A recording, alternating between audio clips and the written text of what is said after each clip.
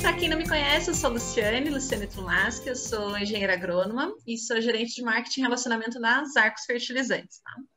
Tá? Hoje nós estamos aqui na primeira live do projeto Conexão Arcos. Não vou entrar muito nisso, pessoal, porque a gente também, na live, sempre tem um tempo mais reduzido, mas, assim, resumindo para vocês, Conexão Arcos é um projeto que busca fazer a integração entre a nossa empresa, sim, as Arcos, o produtor rural e consultor agrícola também. O consultor à revenda, o consultor autônomo, enfim. Por quê? A gente sabe que toda empresa privada tem interesse em lucro, quer vender um produto ou serviço, claro, e as Arcos também, não tem problema nenhum de dizer que quer também, mas a gente sabe que o consumidor, no nosso caso, o consumidor final é o produtor rural, ele não quer só um bom produto, isso é o básico, né? Isso é o mínimo, um bom produto, bom preço, logística de entrega, isso é o básico. A gente sabe que é mais que isso, principalmente o produtor rural, a gente sabe que produzir está cada vez mais difícil, o produtor tem cada vez menos margem, menos apoio, acaba sobrando para o produtor nessas mudanças também políticas, econômicas, enfim. O que a gente busca no Conexão Arcos? Trazer informação para vocês. Então, nós já temos mais ou menos uma lista de assuntos que nós gostaríamos de tratar aqui em várias lives, sempre com pessoas convidadas, como o professor Remídio, que daqui a pouco eu vou apresentar aqui também, que se dispôs a estar aqui com a gente. E nosso intuito é passar informação, é trocar experiências também, trocar informações, por isso essa interatividade que a gente busca ter com vocês ali pelo chat também, tá? E o tema de hoje, agricultura de precisão, foi trazido pela Janine, a nossa gerente do Centro-Oeste também, tá? Vou fazer uma apresentação bem rápida, pessoal, para não ficar chato, não ficar aparecendo reunião, tá? Hoje é algo bem mais espontâneo. A gente tem aqui o nosso diretor de marketing e relacionamento das Arcos, o Mauro. Boa noite, Mauro, tudo bem? Direto de Caxias do Sul, Rio Grande do Sul. Travou um pouquinho o seu vídeo, Mauro. Boa noite a todos. Mas está online. Daqui a pouco ele vai falar mais um pouquinho com a gente também. Boa noite a todos. Aí. Boa noite a todos. Buenas noites. Boa noite. O Mauro, ele sempre fala que tudo que move as relações, parcerias, se fazem com pessoas, né? Então, ele, como diretor de marketing, é um dos maiores promotores desse projeto do Conexão Arcos. E nós temos aqui o Heriberto Colato. Boa noite, Colato, tudo bem? Boa noite, pessoal. Colato é nosso diretor comercial das Arcos, para quem não conhece ainda, pessoal, ele que está por trás também da criação dos produtos também das Arcos Fertilizantes. E para quem não conhece ainda os produtos, enfim, vocês podem depois entrar no nosso site. Hoje não é esse o nosso tema principal, mas depois, se vocês quiserem também dar uma olhada lá no nosso site, conhecer nossas linhas de produtos, mandar mensagem para a gente, alguma coisa para o Colato, fica à vontade depois também, tá bom? O Colato está lá em Balneário Camboriú, gente, ruim, né? Eu sempre fico com inveja quando eu falo isso, gente, que delícia. Obrigadão, Colato, pela sua presença aqui hoje. E quando nós falamos sobre fazer alguns vídeos, alguns eventos online ali também, a primeira pessoa que se candidatou foi a Janine, nossa gerente técnica comercial do Centro-Oeste. A Janine, ela vai falar um pouquinho sobre ela também, assim, mas ela, além de ela ter sido professora por muitos anos, ela é uma pessoa super espontânea, super gostoso de ouvir a Janine falando, né? E fala aí, Janine, boa noite. Boa noite, Lu. Boa noite, Colato, Remídio, Mauro, todas as pessoas que estão nos escutando. É um prazer a gente estar aqui, né, dando início a esse momento que a gente acha tão importante da Conexão Arcos, né? A gente fazendo algo a mais do que vender algum fertilizante, né? Trazendo informação para vocês, produtores, né? Que estão sempre buscando melhorar e são os responsáveis por essa maravilha, digamos assim, que é o Brasil, em termos de produção, né? Mérito do produtor, sem dúvida alguma. E dizer que é uma honra estar aqui com vocês, é uma honra hoje fazer parte do time das Arcos, né? Me aposentei como professora universitária, eu me aposentei, e voei para novos desafios, e queria que essa situação fosse bem considerada por todos, né? Sempre é hora da gente começar um novo projeto, uma nova ideia, e as Arcos, então, ela traz novidades, produtos fantásticos que me atraíram muito e fez eu querer estar nessa empresa e ter tido essa oportunidade. Hoje a gente está aqui para tentar compartilhar um pouco, né, do que a gente trouxe nessa bagagem de vida aí, né? Sou engenheira agrônoma, para aqueles que não me conhecem, né? Tenho alguns anos já de formada, sou produtora rural também e ex-professora, né? E aí convidei o professor Remídio, que é uma um ícone aqui da nossa região, do Centro-Oeste, para compartilhar alguns conhecimentos do professor Remídio, né, que é consultor, que é professor, consultor, pesquisador, né, e tem muito a nos dizer, a nos ajudar, a nos acrescentar. Queria convidar todos para fazer perguntas, aproveitar, né, essa presença tão culta e tão cheia de coisas boas para passar para o produtor, tá? Sejam todos bem-vindos. Obrigada, Legal, Janine. Janine. Olá, Remídio, por favor, boa noite. Boa noite, Luciane. Boa Você fala noite, direto da Heriberto. onde, Remídio? Você diga aqui para a nossa audiência. De onde você fala, onde você trabalha? Conte um pouquinho para a gente, só para o pessoal te conhecer um pouquinho. Bom, falo direto aqui de Brasília, né? Sou engenheiro agrônomo também, sou formado aqui pelo UNB e mestrado na área de fertilidade do solo, nutrição de plantas. Já tenho um bom tempo que estou aí na área como professor, e além de professor, né, eu brinco que os alunos perguntam assim: professor, além de dar aula, o senhor não trabalha, não? Eu falo, sim, além de dar aula, eu trabalho, né? A gente trabalha com consultoria em amostragem de solo georreferenciada, né? Agricultura de precisão já há alguns anos, desde 2006, 2008. E estamos aí não só na parte teórica, mas também na parte prática, né? Então, agradeço aí o convite da Zarco, essa confiança de poder participar desse primeiro webinar e compartilhar algumas experiências que a gente tem com as amostragens, com as recomendações e com a importância, né, da nutrição de planta. É um tema que eu gosto bastante e espero contribuir com todos aí. Podem fazer as perguntas difíceis, eu deixo para a doutora Janine responder, tá? Eu acho que ela pensou a mesma coisa. Com certeza, Lu, com certeza. Ai, que né? Janine, você já tem algumas perguntas que você poderia começar? A gente... Não, nem perguntas, tá, pessoal? É uma conversa que a gente quer ter mesmo, trazer algumas informações também. A gente está aqui com o Mauro Colato também, eu estou aqui de metida também, sou agrônoma, mas também quero participar também. A gente quer fazer um bate-papo, mas a gente pensou em algumas perguntas iniciais, assim, para a gente dar um direcionamento. E aí a gente conta com vocês também, com a participação de vocês, tá, Janine? Não, assim, ó, uma coisa que eu gostaria que o Remídio comentasse com a gente, da experiência dele, nessa questão, Remídio, que a gente hoje vê, né, algumas questões ambientais do país, a situação do produtor. Hoje, por exemplo, na agricultura, a gente tem que ser muito preciso no que colocar, o que é o custo-benefício, né, da nutrição de plantas, da fertilização do solo. Então, assim, queria que tu nos falasse um pouco do que tu entende como, assim, o quão importante é para o produtor, né, partir para essa questão da agricultura de precisão, da amostragem, da correta amostragem de solo, né? O que tu pode compartilhar com a gente dessa tua experiência de tantos anos nessa área? Bom, Janine, isso é muito bom, né? Porque é um tema que eu gosto muito, de falar de fertilidade do solo, de não ficar somente naquela coisa teórica, né, da sala de aula, mas eu gosto de falar muito que a recomendação, ela não começa lá com o laudo que a gente tem nas mãos, né, mas a melhor recomendação de solo, ela começa na melhor amostragem. Porque se a amostragem ela já sai errada, não tem como a gente aqui na ponta fazer uma boa recomendação. Então, ao invés daquela etapa, como era feita muitas vezes, de pegar um punhado de terra, levar para o laboratório, escolher qualquer laboratório para diagnosticar, né, vamos dizer assim, o que tem no solo, a gente tem que parar com isso. Como você disse, né? Os custos estão cada vez mais altos. E a gente tem que saber fazer a aplicação, não só dos corretivos, mas dos fertilizantes de forma correta.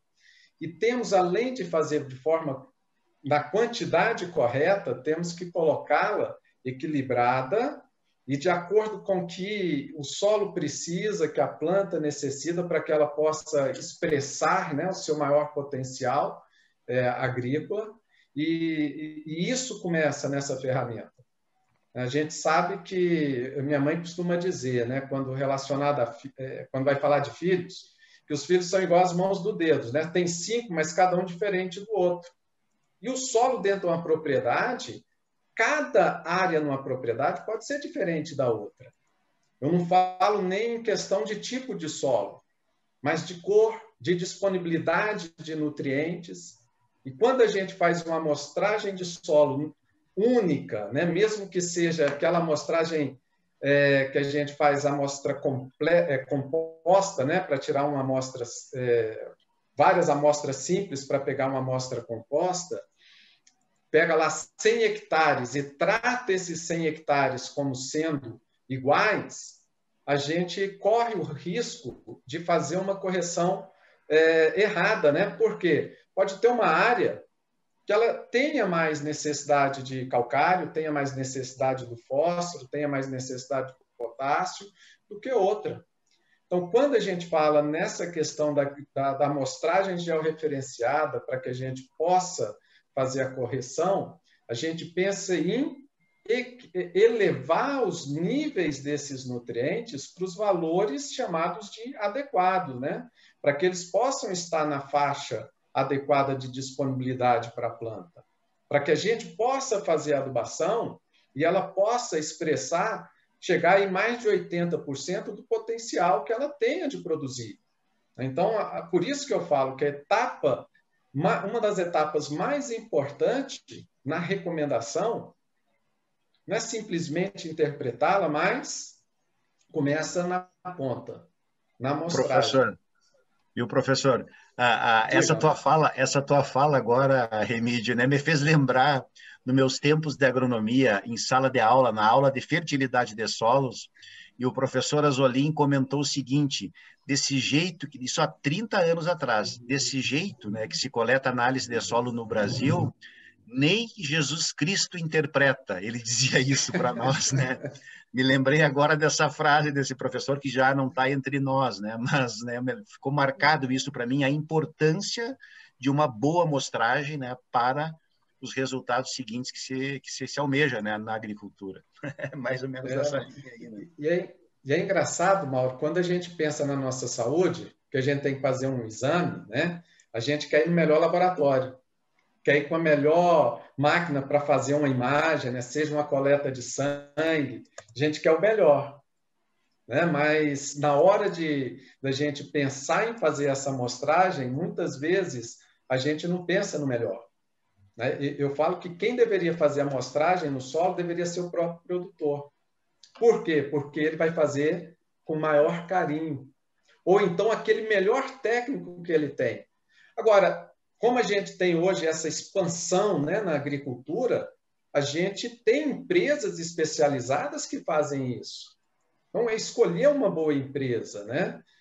Escolher uma empresa que seja realmente capacitada, né, e que trabalhe com um bom laboratório, para que possa fazer uma boa... Porque não adianta fazer uma boa também amostragem e colocar no laboratório qualquer, porque aí o resultado também pode vir errado. O máximo que a gente pode fazer é condenar, né, aquela amostra.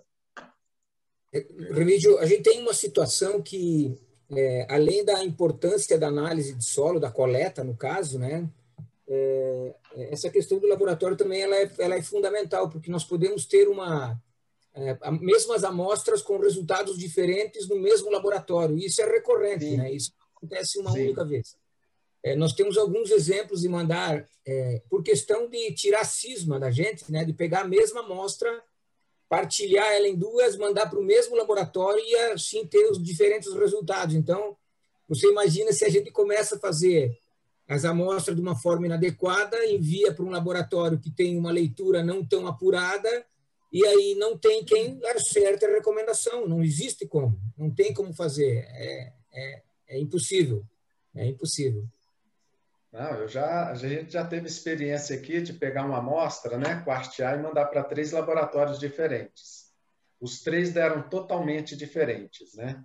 E aí você pode me perguntar, mas como é que você faz para saber que a qualidade do seu laboratório, do laboratório que você trabalha, ela é boa?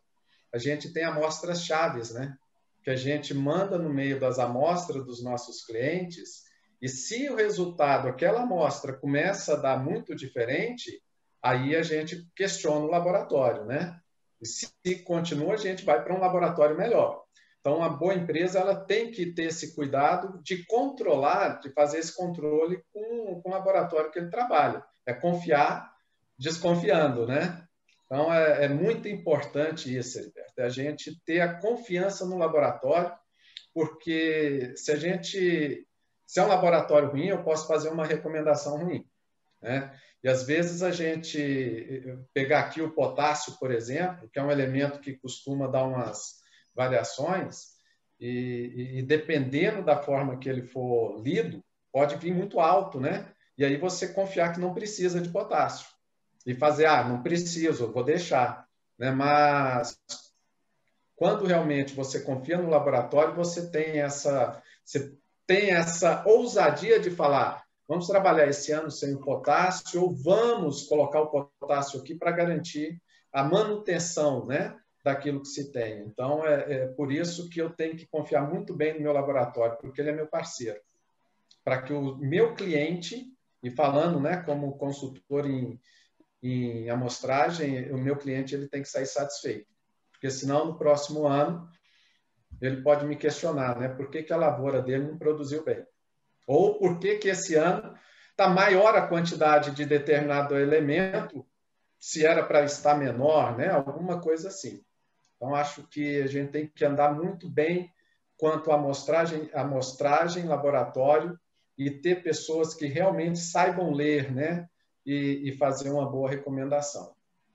E é isso que eu tento, né? Que a gente tenta passar aí para a criançada que está aprendendo aí.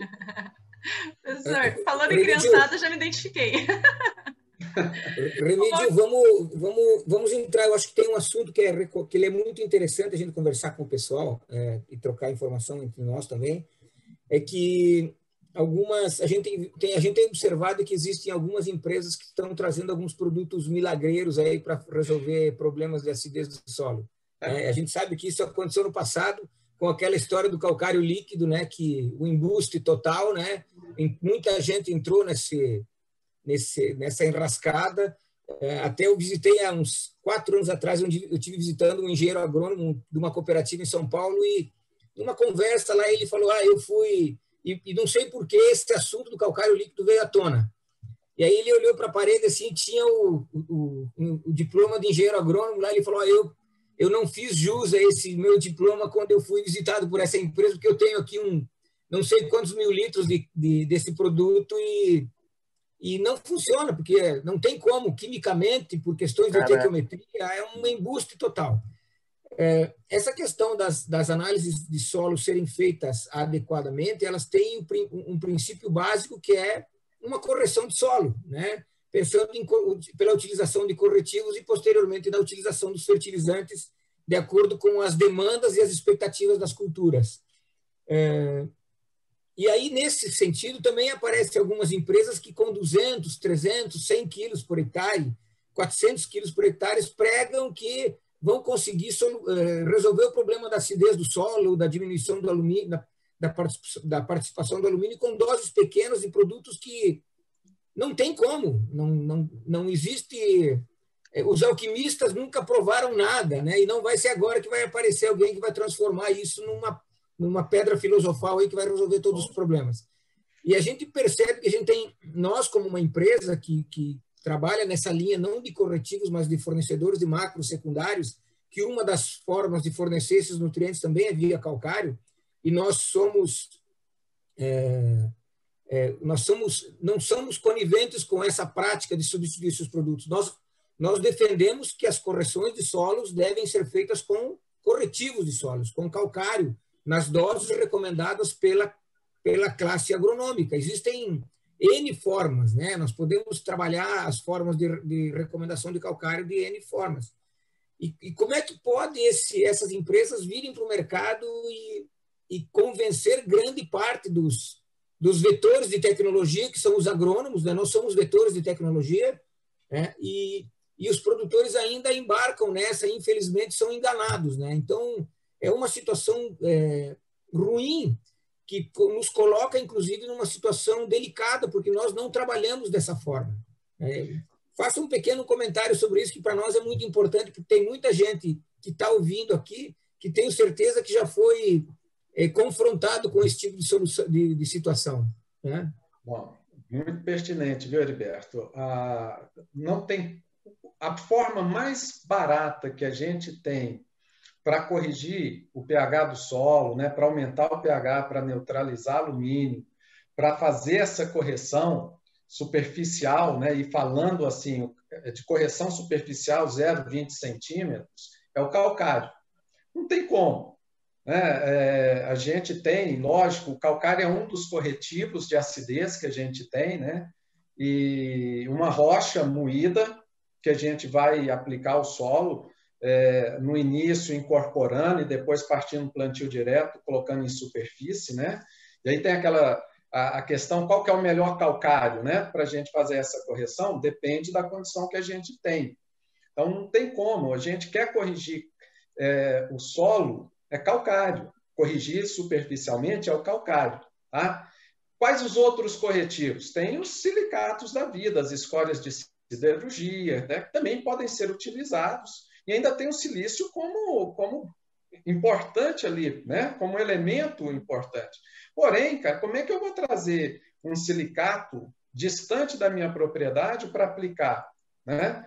Então, tem o calcário calcinado, tem os óxidos de cálcio que também podem ser utilizados e tem essa vantagem de ter um PRNT alto, uma reatividade alta, mas aí eu tenho que avaliar o custo. Então, qual que é que está mais próximo da minha propriedade?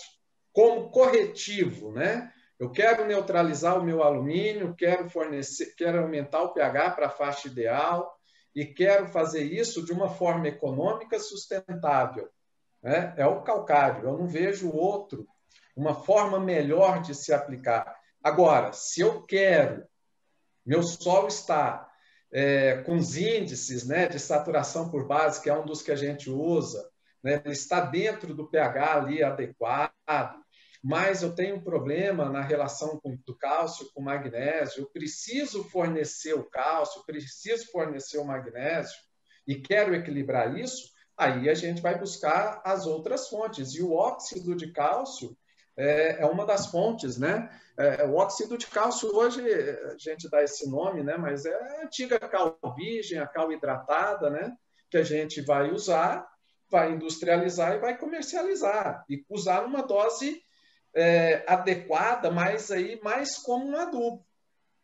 Perfeito. Mais como um fornecedor de cálcio ou de magnésio, dependendo do que a gente quer levar, né? Eu acho, Clemente, uma coisa importante que tu comentasse, né? Tu falou claramente aqui, correção, né?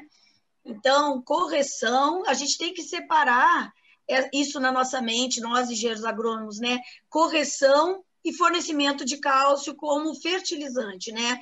Porque o cálcio, lembrando todo mundo, ele é um precursor, digamos, é fundamental a presença dele livre e disponível para que os hormônios do enraizamento sejam produzidos pela planta. Se a planta não tem o cálcio prontamente disponível, ela vai ter um sistema radicular reduzido, né? E lembrando também que, por exemplo, o calcário, a necessidade de água para que esse calcário libere o cálcio nesta forma para a planta, para essa parte do desenvolvimento tão fundamental, que é o surgimento das raízes, que é a base de tudo, né? É importantíssimo que a gente forneça esse cálcio livre. O calcário precisa de muita água, então quando você coloca um calcário exagerado, muito além da necessidade de correção, né? Você também aumenta o potencial osmótico do solo e a necessidade de água, né? Então, assim, em plantios de sequeiro, em plantios em que a gente não tem um sistema de irrigação, né, a planta pode sentir muito, em qualquer veranicozinho, ela sentir muito se eu exagerar no meu calcário, né? Então, lembrando que o óxido ele vem para fornecer esse cálcio prontamente disponível, né? E não para substituir o calcário. O calcário é corretivo. As formulações em óxido são mais relativas a essa questão de fornecimento de cálcio, para corroborar em vários processos, né? Nesse equilíbrio cálcio-magnésio, que afeta todo o resto da nutrição, sem dúvida, mas também na fase inicial de fornecimento, de formação de raízes. né? Só para... E outra coisa, né, Janine? O cálcio ele faz parte da parede celular. Então, a raiz ela vai crescer aonde tem cálcio, porque o cálcio ele não vem como alguns nutrientes na planta, ele não vem da parte aérea para a raiz. Então, à medida que a planta ela vai crescendo, a raiz precisa ter cálcio ali para formar, ajudar nessa multiplicação, nessa formação da parede celular, que ela cresça. E no solo, o cálcio sozinho, né, o íon cálcio, ele tem uma movimentação muito rápida, né, com a água. Então, ele movimenta por fluxo, ele acompanha essa água. Só que ele, no calcário, ele precisa de reagir, né, precisa dessa acidez do solo para ele reagir e ser liberado, para que a planta possa absorver, né? Então, aí a gente pode ter outras fontes para fornecer cálcio especificamente. E falando de correção do solo, é importante que a gente também não corrija só no 0 a 20, né? Corrigiu 20 a 40, porque aqui na nossa região tem um tal de veranico aqui, que às vezes baixa a produtividade lá, né? Vai assim de 70 sacas para 30 sacas. E se a raiz não estiver lá embaixo, a planta não vai suportar. E aí vem o outro corretivo, que é o gesso, é neutralizar o alumínio lá de baixo que está impedindo, né, o crescimento da raiz. Então, é fundamental. Né? Essa questão aí que a Janine falou, que tem uma participação na produção de hormônios para crescimento do sistema radicular, né, a gente tem um círculo virtuoso nessa situação. Nós temos cálcio induzindo a formação de novas raízes, né, e nós temos uma acidificação da rizosfera, promovendo a liberação de determinados nutrientes que precisam dessa acidificação, né? E nós temos, consequentemente, nós temos o aproveitamento de outros nutrientes. Então, a gente fala assim, quando eu tenho uma planta bem nutrida de cálcio, ela serve como um cavalo, o cálcio serve como um cavalo para carregar outros nutrientes para dentro da planta. Seria um termo meio grosseiro, né? Mas, assim, esse círculo virtuoso ele se dá justamente por isso, por essa questão de aumentar o sistema radicular em função da produção de hormônios, e esse sistema radicular ele tem um volume de solo maior a ser explorado. E a gente tem que lembrar que tanto o enxofre quanto o sulfatos e nitratos, eles estão nas camadas mais profundas do solo, eles não estão na superfície, né? Então, à medida que eu consigo fazer com que o meu sistema radicular ele se aprofunde, eu também tenho uma maior resistência a veranico por conta de eu ter um volume de solo maior a ser explorado. E outro detalhe muito interessante, né, que está aí na questão da fitopatologia, é que o cálcio ele é inibidor de algumas enzimas que são produzidas por fungos, são algumas galacturonases, né, que são as enzimas produzidas por fungos que atacam as plantas. Então, plantas que estão mais nutridas com cálcio elas sentem uma severidade menor do ataque de fungos, principalmente fungos de solo, como Fusarium, Pythium, Sclerotinia e por aí vai. Então, o cálcio é importantíssimo. E também na formação, né? Quando ataque também na questão da herbivoria, na questão do ataque de pragas também, né? Quando o cálcio está prontamente disponível, ele fecha, né, a parede, ocorre aquela formação da calose e fecha rapidamente. Então, a planta fica exposta menos tempo suscetível, né, ao ataque desse fungo. E também estraga a digestibilidade da folha para o inseto, né? Ela deixa menos digestível, então o inseto come menos também. É um elemento chamado secundário, né? Que a gente tem que fornece lá via calcário e esquece, às vezes, que a gente tem que buscar o equilíbrio. Então, a gente tem que fazer esse equilíbrio através do fornecimento desse cálcio com uma outra fonte. Diga, Mauro. Não, eu ia só direcionar um pouco a pergunta no sentido de como é que tu vê essa questão do equilíbrio do cálcio, magnésio, do potássio, né, na CTC, como é que tu organiza isso, o que tu faz no âmbito assim das tuas consultorias, né, para produtores rurais, o que tu orienta nesse sentido, assim, pensando em manejo da fertilidade? Quando a gente já vai fazer essa entrevista com o produtor e a entrega do nosso serviço, então a gente já consegue fazer esse equilíbrio, né? Isso principalmente quando a gente vai trabalhar o calcário, né? Já a correção a gente já vai buscando esse equilíbrio, mas o calcário a gente vai repetir daqui 2, 3 anos, né? E aí a gente vai nas outras safras avaliando essa necessidade de equilibrar. Tá? Então, a demanda ela vai ponto a ponto. Mas, respondendo, em relação a esse equilíbrio, o que a gente faz? A gente sempre vai buscar um equilíbrio ali em torno de 3 a 5 partes de cálcio para uma de magnésio. E o que a gente busca em relação ao magnésio no solo é em torno de 1 centimol de magnésio, 0,8 a 1 centimol, que vai depender da cultura. Se eu tenho de 0,8 a 1 centimol de magnésio, eu vou procurar 3 vezes isso de cálcio.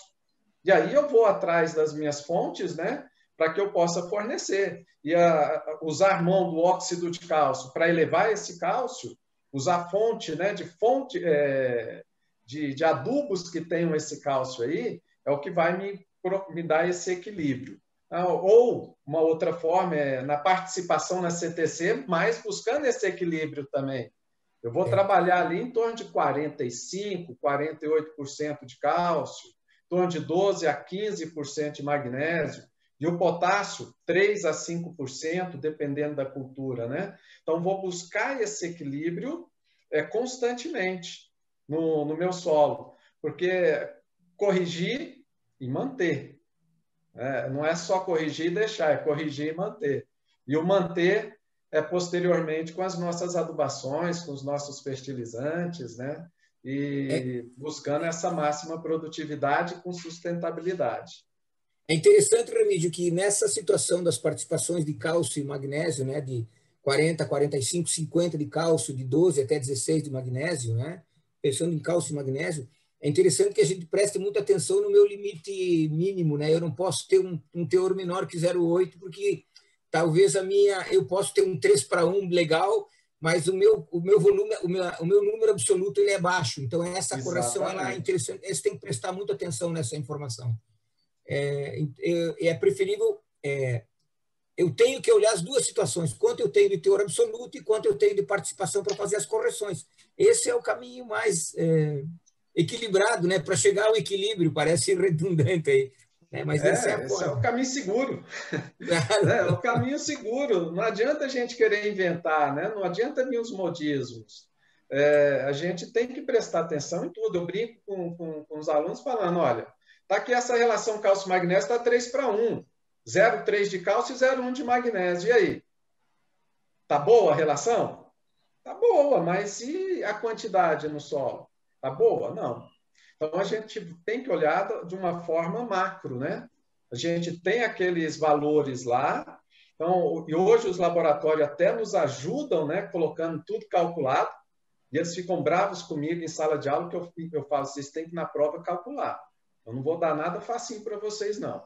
Né? Para aprender, porque senão chega lá no mercado, faz uma conta besta, faz uma interpretação errada, e a culpa é de quem? Né? A culpa é do professor que não ensinou, do professor de fertilidade. Né? E aí a gente lembra, será que ele ensinou mesmo? Mas a gente tenta fazer essa parte, buscar esse foco. Qual que é o meu mínimo? Eu quero 0,8, 1 centimol de magnésio. Quanto que eu vou buscar de cálcio? 3 a 5. Né? Vou trabalhar nessa relação, máximo de 5, mínimo de 3.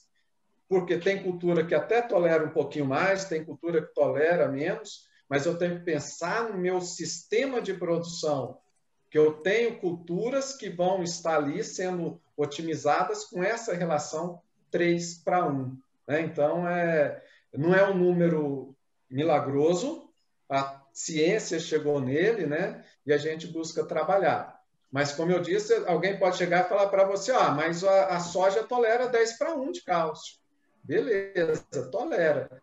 Mas será que o milho tolera? Quando tu chega na sequência, a outra cultura que eu vou colocar...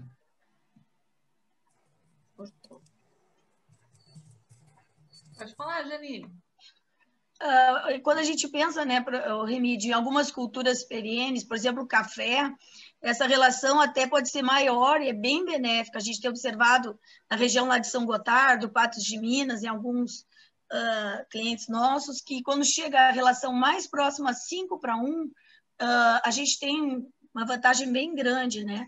E na fruticultura, de uma forma geral, A gente sempre tenta chegar até mais que 3:1, até 5:1, a gente tem visto bons resultados assim, de produtividade, de sanidade, né? E tudo mais, né? Isso. Então, assim, a gente tem que pensar no sistema como um todo, né?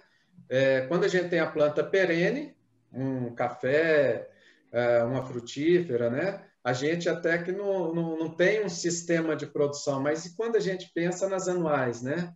Que ele está rotacionando ali uma soja, vem uma soja, um milho safrinha, né? Vem um trigo, vem a soja. Então, a gente tem que pensar no sistema como um todo, né? E 3:5:1 está ideal, né? Está ótimo para a maioria das culturas. Só uma questão, Janine, essa questão do café é muito interessante, que a gente tem que observar muito a relação magnésio-potássio, né? O café tem uma deficiência muito grande de magnésio, né? Tem uma situação peculiar nessa questão da absorção. E quando a gente tem teores de magnésio no solo que estão muito baixos e eu continuo aplicando potássio, eu entro num círculo que não é virtuoso, que é o contrário, que é um círculo danoso, né? Eu entro numa situação ruim, que é eu fornecer mais potássio, eu diminuo a absorção de magnésio por interação iônica, né? E eu tenho uma diminuição no aproveitamento do magnésio. E aí eu já tenho pouco magnésio no solo, e aí o meu problema ele é exacerbado. Então, essa questão do potássio e magnésio no café tem que ser muito bem avaliado, sabe? É fundamental. Tá? Tem até uma relação que a gente às vezes usa pouco, que é a relação cálcio mais magnésio e potássio, que é um outro fator interessante da gente avaliar. Né? Porque se essa relação está ali de 20:40, relação cálcio mais magnésio em relação ao potássio, às vezes minimiza esses efeitos, né? Mas é aquilo, vamos trabalhar de forma cultura para cultura, né? Caso a caso, e sempre buscando. Tem alguém falando que já está buscando acima de 1. Tem algumas culturas mais exigentes que a gente trabalha com 1,2 de magnésio, mas não deixar de colocar pelo menos 3,6 de cálcio. Né? Então, para não... Agora, para trabalhar uma cultura de sequeiro, eu acho que 1,2 já, às vezes, pode ser um pouco, extrapolar um pouco a mais. Né? Não teria necessidade. Às vezes a gente pega esses trabalhos assim, falando, o pessoal está atingindo 100 e tantas sacas de soja, né? O solo está desse jeito, a pessoa vem trabalhando quantos anos para deixar aquele solo equilibrado? Às vezes você vê uma pessoa nos valores um pouco mais baixos produzindo quase igual. Aí eu tenho que avaliar também o meu cliente. Como é que é a realidade do meu cliente para poder pontuar caso a caso, fazer a recomendação de acordo não com a minha vontade, mas com a capacidade de investimento do meu cliente. Né? São as interações que às vezes a gente esquece de fazer, né? Levar em consideração também a necessidade do cliente. E fazendo uma provocação também aí para o Remídio, para o Colato, para a Janine, né, que são os experts, né, aqui desse nosso debate, desse nosso webinar, ampliando um pouco essa questão do manejo do solo, falando em cálcio, magnésio e potássio. Remídio, assim, como é que tu vê essa questão dos micronutrientes associados também a esses produtos, pensando, né, na boa nutrição das culturas? Mauro, posso só trazer 2 perguntinhas antes para a gente encerrar esse tema, claro, só para não ficar acumulando, claro, daí a gente vai para os micros. Vamos deixar na fila já, tá? Fica bem à vontade. Já, deixa eu só responder aqui. O Valdinei Medeiros aqui no Zoom, tá? Eu não sei, Valdinei, se o Colato respondeu ali tudo que você perguntou, eu não entendi direito a tua pergunta, mas, professor, só para tirar a dúvida, tem alguma situação que o ideal do magnésio seja um pouco acima de 1? Tem algumas culturas, as hortícolas, né? O pessoal tem falado em 1,2 centimol. Algumas pessoas querem no plantio direto atingir isso. Eu acho que não tem necessidade desse valor mais alto do potássio, do magnésio, né? Isso eu acho que para hortaliças, para algumas frutíferas, né? Esse valor, algumas perenes, esse valor de 1,2 seria 1,2 seria interessante, né? Então, depende muito do que o Valdinei está falando, qual que é a cultura, né? que ele está falando aí. Ele falou depois ali, visando cultura perene. Né? Sim, aí a gente pode até pensar, até porque depois fazer esse magnésio, né, descer. E a gente tem alternativas também, né? Mas a gente buscar um valor mais alto para depois manter é muito mais fácil do que depois a gente tentar aumentar o que está lá embaixo e de uma forma mais complicada, né? Então, a gente pode jogar num valor um pouco mais alto para depois trabalhar essa manutenção, mantendo esse equilíbrio. Certo. E também o Valdinei e o Gabriel Jardim aqui do Facebook fizeram uma pergunta que eu já ia fazer também. Pensando naquela parte das amostras, como que é feito aquele processo da amostra mestre? Todo mundo ficou curioso aqui. Como que funciona aquilo? Pode contar ou é segredo? Não, a gente faz diversas coletas, né? Então tem a gente reserva algumas dessas amostras que ao invés de mandar jogar fora o restante, a gente junta, né? E ali a gente manda para o laboratório e aquilo que a gente juntou para determinar. Então, de tempos em tempos, a gente coloca dessas amostras que nós reservamos ali, mandamos para o laboratório para ver se não está variando essa amostra. É igual a Embrapa faz. Né? A Embrapa faz isso, ela pega uma amostra que ela determina e manda para os laboratórios no Brasil. E aí os laboratórios mandam o resultado para ela avaliar se esses resultados estão dentro do que ela analisou. Né? Então, na hora de escolher um laboratório, a primeira coisa, veja se tem selo de qualidade da Embrapa ou da região, né? Qual que é o órgão que faz, do IAC, né? Então, tem que ter selo de qualidade. Tem alguns laboratórios que não têm. E mesmo tendo selo de qualidade, às vezes ele não está tão bem pontuado. E a gente não sabe disso. E uma forma que a gente fez para saber se o laboratório que a gente trabalha mantém essa regularidade é isso. Mandar amostras que eles já determinaram, manda novamente para eles, sem eles saberem, é como se fosse um ponto extra dentro do que a gente já mostrou para eles analisarem. Então, o produtor entrando... Nossa... Desculpe, pode falar. Eu ia perguntar se o produtor tem acesso, né? E se o produtor pode entrar com um órgão, por exemplo, IAC, entrar em contato, se ele consegue saber isso, quem são os certificados ou não, isso está... Então, quando você pega o laudo, né? Quando o laboratório te dá o laudo, vem lá o selinho. Embrapa, IAC, como controle de qualidade. E antes de escolher o laboratório, o produtor também consegue ter acesso a isso, fazer essa checagem também? Sim, acho que na própria página eles vão colocar lá que eles têm a certificação, né?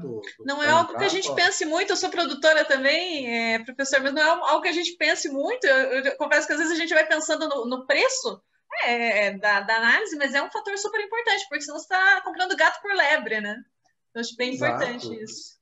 Você vai gastar ali, eu não sei quanta amostra por aí, mas vamos dizer, você vai gastar R$100 e economizar R$20, sendo que alguma coisa que vai te... Quantos R$1.000 que você vai gastar com a adubação? Com certeza. Nada. Com certeza. Então não vale a pena, é uma economia besta. Você falou alguma coisa, Colato? Eu ia falar justamente essa questão dessa participação de cálcio e magnésio na CTC, né? Quanto a gente pode, quanto mais próximo do ideal, mantendo essas proporções de 3 a 5, a 6 para 1, né? Porque os dois, tanto o cálcio quanto o magnésio, eles têm um comportamento um pouco diferente no solo. Eu lembro das minhas aulas de hidráulica lá, 36, 37 anos atrás, Mauro. Aí eu tinha um professor que falava o seguinte, ele dizia assim: quando você está fazendo uma taipa de açude, né? Quando você está fazendo um talude, né? Para você desestruturar o solo, você usa com calcário dolomítico. E ele nunca nos explicou por quê. Porque quando eu tenho um solo, aí depois a gente vai no afã de saber por quê, a gente começa a descobrir que quando eu tenho solos que têm uma participação maior de cálcio na CTC, eles são menos compactáveis, né? Porque solos que eu tenho mais magnésio na minha participação na CTC, eles estão mais propensos à compactação. É óbvio que somente pela adubação eu não vou resolver esse tipo de problema. Eu tenho que utilizar várias práticas para resolver problemas de compactação. Principalmente aqui no sul, onde nós temos solos mais pesados, né, mais argilosos, né? Pega os lotossolos aí do norte do Paraná ou de Santa Catarina, e o pessoal utiliza gado no inverno, né? Então você imagina como é que fica na hora de plantar o soja. Aí você imagina toda uma situação. solos com uma grande participação de magnésio, baixa participação de cálcio, gado em cima, pouca cobertura vegetal, é um prato cheio para ter solo compactado. Pé de arado, pé de grade, tudo que tem de pé está por aí, né? Pé de boi, né? Então, e aí o pessoal fala assim, por quê? Porque o cálcio ele é um floculador de argilas, né? Ele é um floculador de argila, então solos bem equilibrados têm essa menor propensão à compactação, né? Então, isso é claro, né?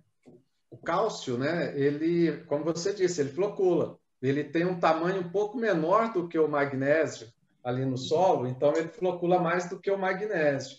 Então, se muda essa relação e a gente acaba aumentando a quantidade de magnésio, aí acaba, em vez de ter esse efeito floculante, ele pode ter mais um efeito dispersivo, que é onde vem essa maior facilidade de compactação. Aqui a gente já tem a característica de ter solos, mesmo argilosos, mas de argila mais leve, né? Então, dependendo da quantidade de cálcio que a gente possa colocar aqui, eu posso até ter um efeito de dispersão, igual o magnésio faz aí. Por quê? Aqui quem flocula, lógico que o cálcio também, mas é o alumínio e o hidrogênio, que são os nossos floculantes aqui, que deixam esses solos bem drenados. Então, se eu errar nessa quantidade de cálcio também, aí ao invés de ter esse efeito de floculação, eu posso ter um efeito dispersivo também. Então, por isso que a gente tem que trabalhar o cuidado, né? Para não extrapolar CTC com cálcio e magnésio, para não ter esse efeito aí, igual você falou, né? De ter um efeito de, ao invés de flocular, de melhorar a aeração, de compactar. Mas lembrando sempre, né? Que o magnésio, como é essas relações 3:1, 4:1, 5:1, dá sempre essa sensação de menor importância do magnésio. Aí é quase cômico, tendo em vista que o magnésio é a molécula central da clorofila. Se faltar magnésio, acabou a fotossíntese, acabou a planta, né? Então, o pessoal pensa muito em nitrogênio, preocupa muito com a questão, né, do nitrogênio, e muitas vezes relaxa na questão do magnésio, né, dessa presença do magnésio, né? Então é muito importante a gente lembrar o básico, né, disso. Né? Por isso que a gente tem que, na hora de fazer esse equilíbrio, a gente começa com magnésio, porque ele vai ser o meu parâmetro para eu atingir o cálcio, para mexer no potássio, né? Ele que vai estar me norteando.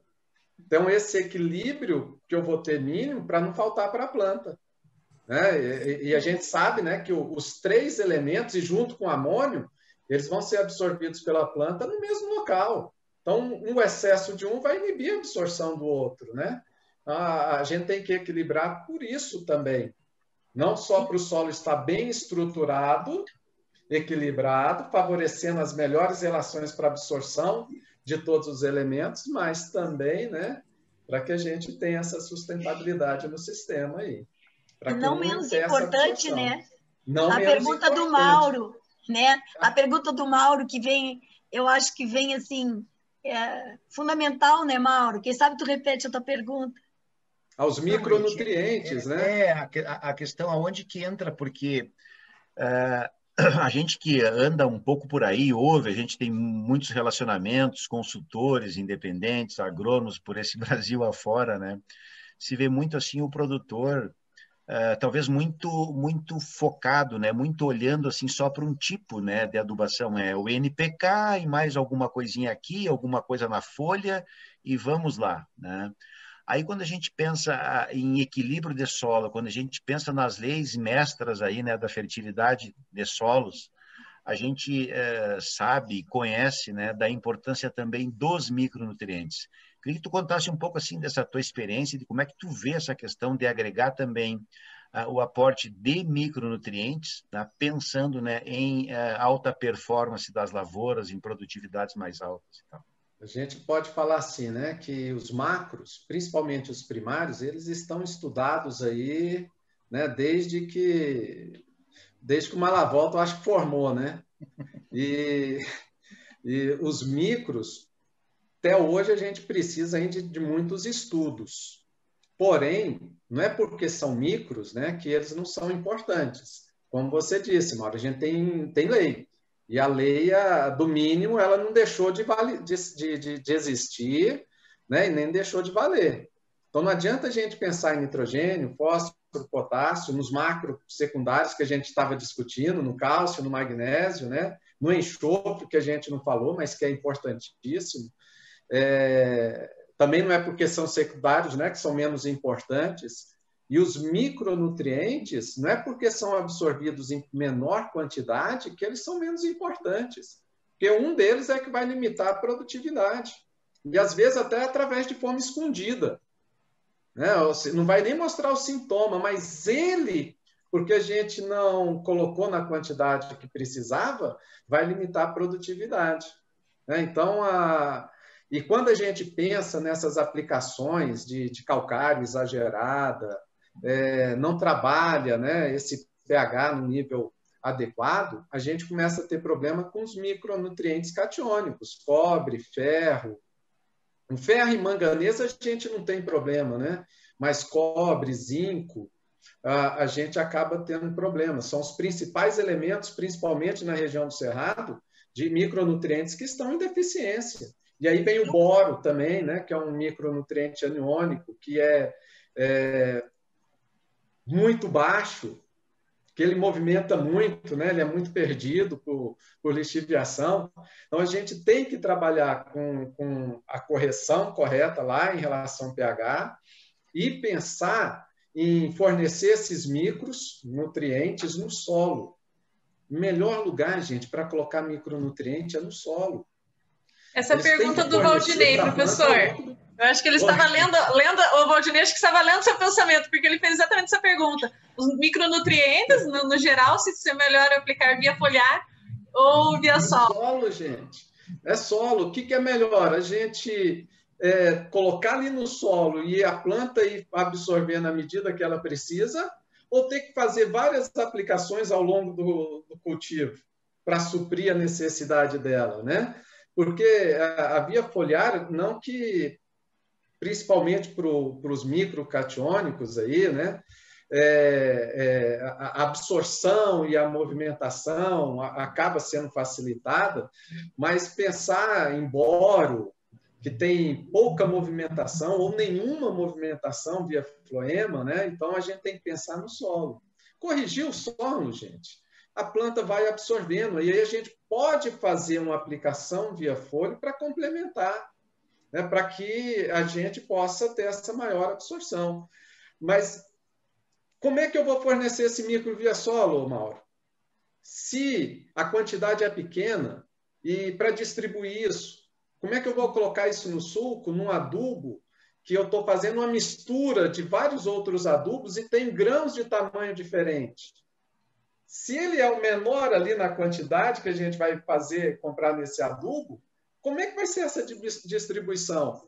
Então, a importância, e vem a importância de vocês, né? Da fábrica, é descobrir, colocar adubos aí que possibilite ao produtor ter todos esses elementos no mesmo grão.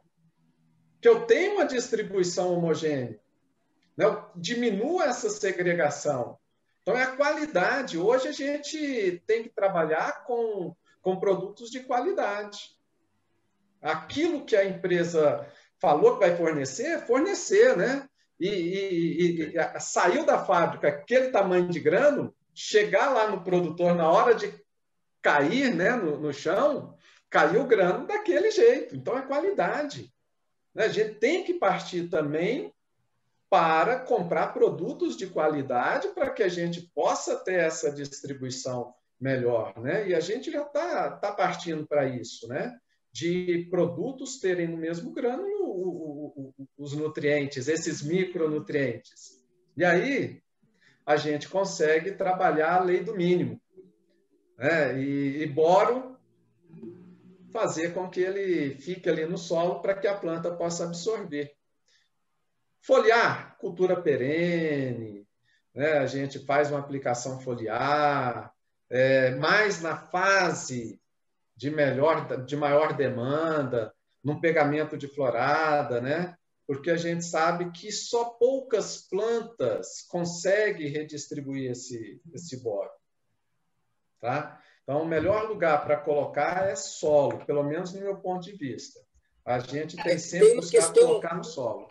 Tem uma questão interessante que, com relação a boro, eu estou vendo que tem muita pergunta aqui, muita pergunta com boro, o pessoal está falando de boro e coisa e tal, né? É interessante que o boro ele tem uma mobilidade muito grande no solo, né? O ânion ele é extremamente lixiviável, né? Ele tem e por incrível que pareça, em solos onde eu tenho deficiência de enxofre, eu também tenho, geralmente eu também tenho deficiência de boro, porque o comportamento no solo é muito parecido.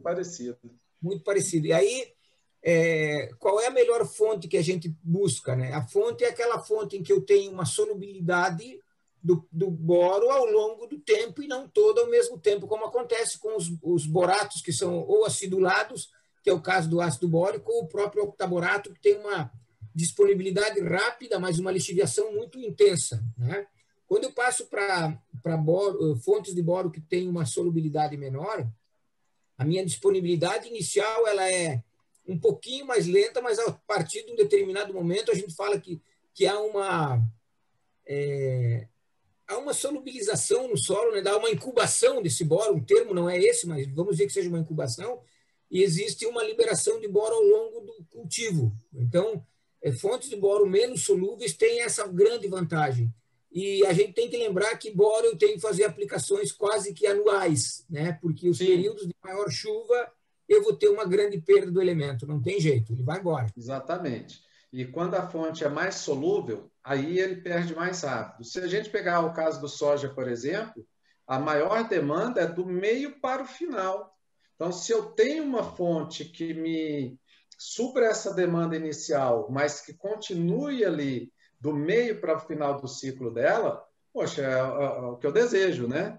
E como você disse, o boro, ele no solo, como ácido bórico, e nesse valor de pH que a gente tem nos nossos solos, ele movimenta, vai embora, né? Então, hoje, eu acho que deixou de brigar, né? O boro é no solo ou é via foliar? Acho que a maioria dos produtores já estão colocando no solo, né? Salvo aí alguns casos que a gente precisa fazer essa aplicação dele via foliar, mas lembrando que no momento correto, no momento certo, né? Então, eu tenho que pensar que correção de boro é um negócio assim meio complicado, né? A gente pensar em colocar uma fonte, inclusive, que vai aumentar para o ano que vem ter lá disponível. Colocar que a gente todo ano vai ter que aplicar boro também, né?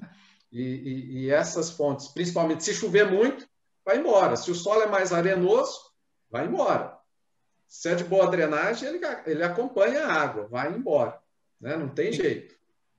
O Rodrigo aqui no chat do Zoom está perguntando sobre as fontes as melhores fontes para aplicação de boro. Vou deixar você responder, mas vou puxar a sardinha para o lado das Arcos também, né, Colato? Se você quiser comentar alguma coisa sobre o Lexida também, acho que vem a calhar. A gente tem feito uma série de buscas de literatura, né, Ramídio?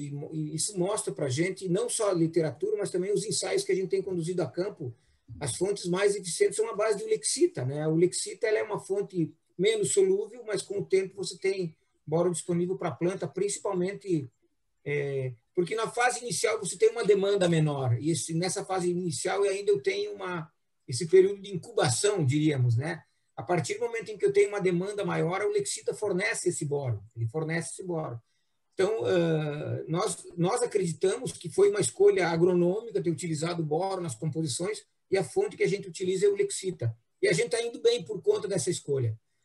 Inclusive, alguém pediu se quando eu faço uma aplicação de boro na dessecação, jamais eu posso utilizar o ulexita, porque eu vou ter problemas sérios de entupimento de sistema de pulverização, né? Ou eu vou ter que aplicar com regador. As fontes mais fáceis seriam ou ácido bórico, né, ou octaborato, mas os dois eu tenho uma baixa solubilidade. Tanto o ácido bórico quanto o octaborato eu consigo solubilizar 90 gramas por litro, né, dependendo da temperatura, e mesmo assim eu tenho um resíduo que fica no filtro de linha. Então, uma recomendação é para quem vai fazer aplicação de octaborato puro, tem que tirar os filtros para não ter problema de entupimento. E aí o ácido bórico na aplicação com o dessecante vai me ajudar a baixar o pH, porém o contraponto é a questão da lixiviação. Chuvas pesadas levam ele embora, principalmente se for ácido bórico, né? Que esse já está pronto para ser lixiviado. Já está do jeito que ele vai embora, que acompanha a água. né? Isso. E aí a outra forma, ele ainda vai, como você disse, incubar, vai solubilizar, vai ir para a forma de ácido bórico para que a planta possa absorver, né? Então você consegue mantê-lo mais tempo no solo. E essa questão o ácido bórico, octaborato, beleza, mas como você disse, tem essa questão de entupimento, né? De bicos aí também pelo ácido bórico, né? E a questão de trabalhar com a temperatura aí maior para poder solubilizar. Eu queria comentar só para acrescentar essa questão da liberação gradual, né? E que todo mundo pensa no boro assim para indução floral, né? Mas o povo esquece que esse boro não basta ele induzir a flor. Se ele não estiver presente para manutenção da flor, o fruticete, o pegamento é muito baixo. Então, muitas vezes ocorrem abortamentos florais e aí o pessoal começa a procurar chifre e cabeça de cavalo, procurar doença, quando, na verdade, é a falta desse nutriente. Então, esse nutriente tem que acompanhar até o final. Uma vez iniciada a indução floral, esse nutriente tem que estar lá até o final. E a Olexita, na minha concepção, eu acredito como fisiologista que ela vai suprir melhor isso. Nas fases iniciais, ele não precisa de boro. Então, a Olexita ela vai tendo o tempo dela, e o tempo dela fecha com a questão fenológica, com os estágios fenológicos da planta, com os diferentes estágios da vida da planta. É só para a gente complementar essa questão. Exatamente. E o bom do boro, né? Que ele também participa lá da formação do sistema radicular, né? O bom do boro. Né? O bom do boro tá bom, essa frase eu vou usar ela em algum lugar. o boro em solos que tem alumínio, o boro ajuda o sistema radicular a crescer. Olha que coisa, né? Se você tem boro, tem um solo com alumínio, o sistema radicular consegue crescer. Parece que o boro e o alumínio eles têm a mesma forma de absorção. E aí o boro entra no lugar, cresce a raiz.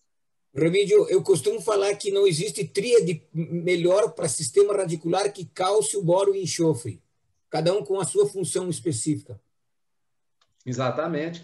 O bom do enxofre, ele vai neutralizar o alumínio lá da superfície, né? E aí vem a ação do cálcio e boro fazendo essa raiz crescer. Que aí é a importância do nosso gesso, né? Que é neutralizar o alumínio, coisa que o calcário não vai conseguir fazer lá embaixo, 20 a 40, mas o gesso vai conseguir fazer. Então, eu costumo falar que corrigir o solo é 0,20, 20, 40, mas aproveitando, né, eu não posso deixar de falar, mesmo sendo da parte química, que a gente tem que ter solos bem estruturados, que é a tal da fertilidade física, né? E a própria adubação ajuda nisso, a rotação de culturas vai ajudar nisso, e a fertilidade biológica, né? Que é a presença de micro-organismos que vão ajudar a agregar o solo, solubilizar fósforo que a planta não conseguiria aproveitar, né? Que vai ajudar a proteger o sistema radicular, e isso a gente consegue com um bom manejo. Então, não adianta nada a gente pensar, focar só na parte química. A gente tem que pensar no solo como ele é um sistema que tem uma parte física, uma parte biológica, e equilibrar tudo isso, né? E na própria adubação, no próprio manejo que a gente fizer, a gente tem que buscar, né, melhorar também matéria orgânica, melhorar a estruturação do solo com plantas que cresçam o sistema radicular, que ciclem esses nutrientes, que melhore esse equilíbrio biológico do solo, né? Então, acho que aí a gente parte para essas altas produtividades. Você comentou ali sobre matéria orgânica, Remídio. O Daniel aqui até tinha perguntado se a matéria orgânica retém também o boro, como acontece com o enxofre? Assim, a matéria orgânica, ela tem uma ação mais de retenção de cátions, né? Apesar de poder complexar alguma coisa aí de boro, talvez, né?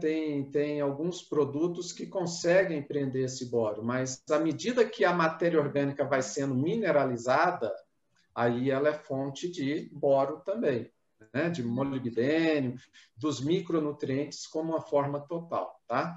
A matéria orgânica ela vai, na verdade, aumentar a CTC potencial do solo E aí pode diminuir a absorção dos ânions, deixar esses ânions mais disponíveis, que é o que a gente quer em relação ao fósforo, né?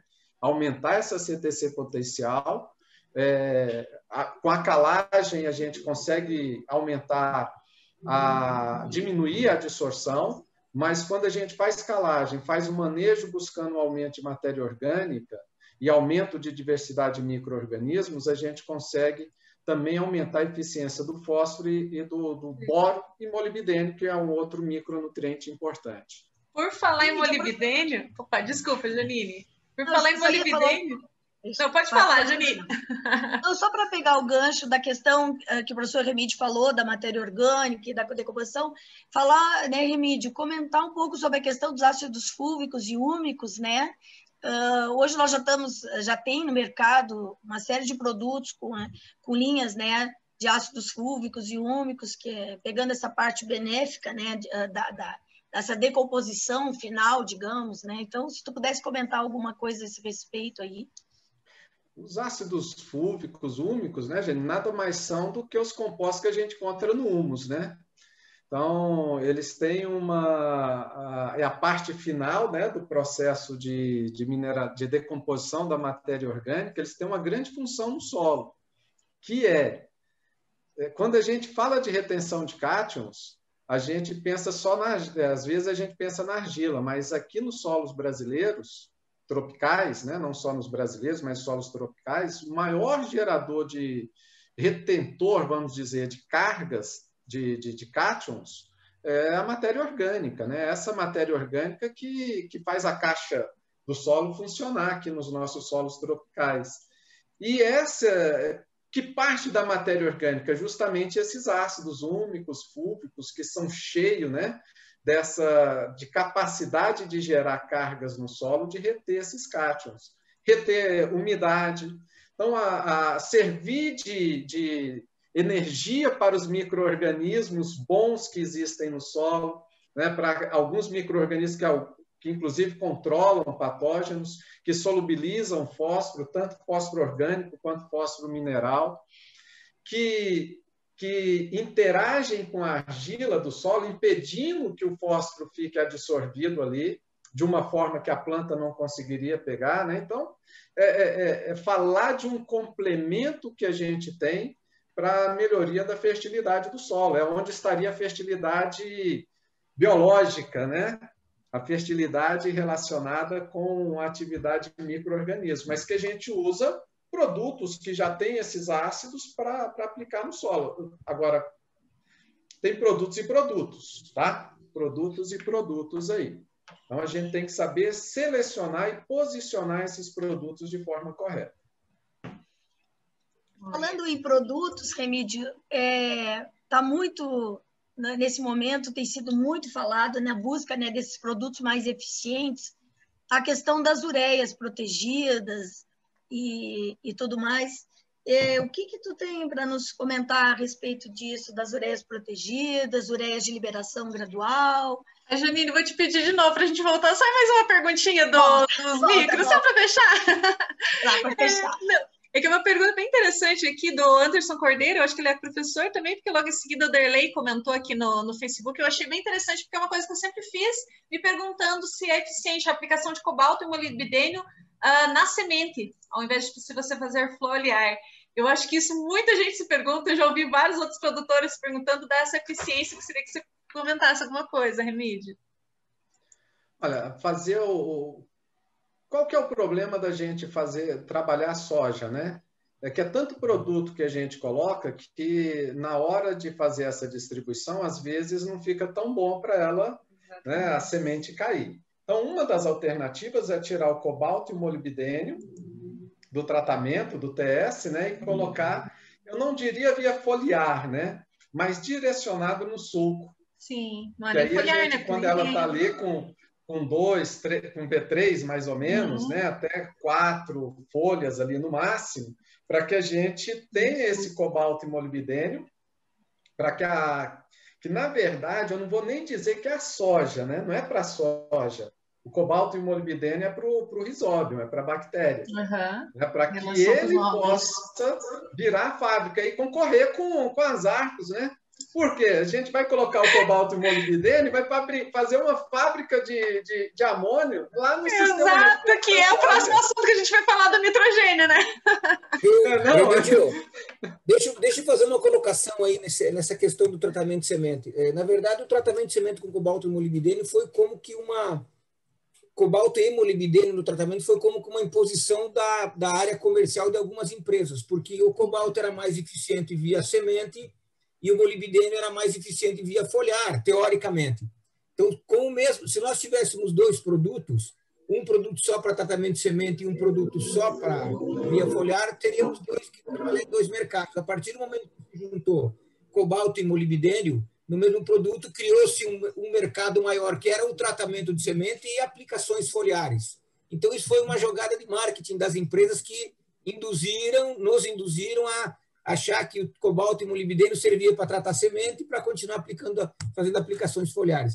Interessante que o molibdênio ele é importante para nitrato redutase, e essa enzima ela funciona até lá no final do enchimento de grãos, não é só na fase inicial. Exatamente. Então, se eu tiver parcelamentos ou tiver disponibilidade de molibdênio ao longo da cultura, eu vou ter uma eficiência maior na transformação desse N, que foi tirado da atmosfera pelo risóbio em fotoassimilados, né, ou em metabólitos. A questão é que, quando eu faço o tratamento de semente de soja com sais de molibdênio, seja molibdato de amônio, molibdato de sódio ou molibdato de potássio, eu tenho um índice salino muito grande que varia do amônio para o potássio. O potássio é o mais salino de todos. E aí o dano na semente e ao risóbio pode ter um efeito extremamente alto. Então, o cuidado que a gente tem que ter na escolha de um tratamento de semente é também saber qual é a origem do meu molibdênio. É molibdato de sódio, é molibdato de amônio, é molibdato de potássio? Porque algumas cepas de risóbio, elas são mais ou menos resistentes a determinados sais. Mas aí a gente já está indo lá na sintonia extremamente fina do negócio. Mas essa informação, ela existe. Né? Só que a gente é bombardeado com informações de empresas que querem vender tudo que tem, e a gente fica perdido nesse universo de informações aí. Só para exatamente isso, né, Heriberto? A gente tem que saber qual produto utilizar, mas não tem problema a gente fazer a aplicação direcionada no suco de plantio, né? Que facilita também. Né? Quando eu disse ali, só o pessoal também não ficar pensando que agora colocar cobalto e molibdênio, toda a planta vai fabricar nitrogênio, né? A gente está falando especificamente no caso da soja, né, que está inoculada com o risóbio, e esse risóbio que vai ser o responsável, né, por converter o N2 a amônio. Aí vem a importância do molibdênio, né, na nitrato redutase, o cobalto na leg-hemoglobina, né? Então, é por isso que coloca o cobalto e o molibdênio. Tanto que o cobalto não é nem essencial para a planta, né? O cobalto ele é benéfico. Na soja ele se torna um essencial em função dessa inoculação, dessa fixação biológica. Sim. Eu acho que daria para a gente entrar nessa questão da... Fala aí, Janine. Vamos lá, Janine. Depois a gente entra nos outros assuntos que faltaram. Pessoal, as perguntas que vocês estão mandando estão sendo anotadas, tá? A gente vai responder. Algumas a gente já está respondendo. Isso, no durante já vai. Então, não, eu estava pensando, a gente pedir para o professor comentar um pouco sobre essa questão de formas mais eficientes, né, da importância de formas mais eficientes do uso do nitrogênio. Né? A gente não pode esquecer que hoje a gente tem questões ambientais muito sérias, com o uso indiscriminado e exagerado e muitas vezes errôneo do nitrogênio, né? Que por ser um macronutriente, por ser tão necessário, muitas vezes se faz o erro no uso, né? Tanto das fontes como das quantidades. Então, eu queria que o senhor abordasse um pouco isso, Remídio, para a gente aí. O que tu acha dessa questão? Qual que é o problema do nitrogênio? O nitrogênio, ele, dependendo da forma que ele está no solo, né, que a gente usa, ou ele vai ser perdido como amônia, vai para a atmosfera na forma gasosa, ou então, dependendo aí do tempo, né, que se passou e se chover muito, ele vai ser perdido por lixiviação via nitrato. Então, a gente tem que pensar no nitrogênio, em qual forma que a gente tem mais perda, que tem menos perda. Então, a gente aumentar a eficiência do nitrogênio, que é o grande quê. Como a gente aumenta a eficiência? Uma das formas de aumentar a eficiência é a raiz crescer. Por quê? A gente aproveita melhor o nitrato que movimentou. A outra forma é a gente parcelando esse nitrogênio na aplicação. Agora, se a gente falar de safrinha de milho, não tem como parcelar esse nitrogênio, né? Tantas vezes. Então, uma forma da gente fornecer o nitrogênio é usar esses adubos que têm uma liberação gradual, né? Que é a ureia protegida, né? Esses produtos que vão liberar o nitrogênio de forma gradual, seja na forma de amônio, né? Sulfato de amônio, ou seja, uma ureia. Por quê? Pensando em perda por volatilização, qual que é o problema? A gente controla o clima? Não controla. Então, se a gente pensa assim, ó, tá chovendo, eu vou aplicar minha ureia, só que o tempo pode mudar, né? E aí a quantidade de chuva que a gente estava esperando não veio. Aí vem sol, o que faz? A ureia, não a ureia, né? Mas a ureia que virou amônio, ela vira amônia. E aí vai para a atmosfera, é a tal da perda por volatilização. Então, se a gente consegue diminuir essa transformação da ureia em amônio, diminuindo essa conversão dela a amônia, maravilha. Então, a ureia protegida, ela vem nesse sentido, de diminuir a perda por volatilização e também diminuir a perda por lixiviação. Porque se eu coloco a minha ureia convencional toda de uma vez, o que acontece? Corro o risco de perder por volatilização e por lixiviação. Então, se eu controlo a liberação, eu vou ter menos amônio virando nitrato de uma vez também. Eu diminuo perda por volatilização e vou diminuir perda por lixiviação. Então, ela vai sendo liberada ao longo do tempo. Então, aí a importância do adubo, ele me garantir esse fornecimento até a fase de demanda da planta. Em relação a milho, em torno de 70%, mais ou menos, vai até pendoamento. Quase 70% vai até pendoamento da absorção. E aí depois a gente tem a redistribuição e o resto que ele vai absorver do solo. Então, o adubo, com essa característica, ele tem que me garantir o fornecimento desse nitrogênio até quando a planta precisa, né?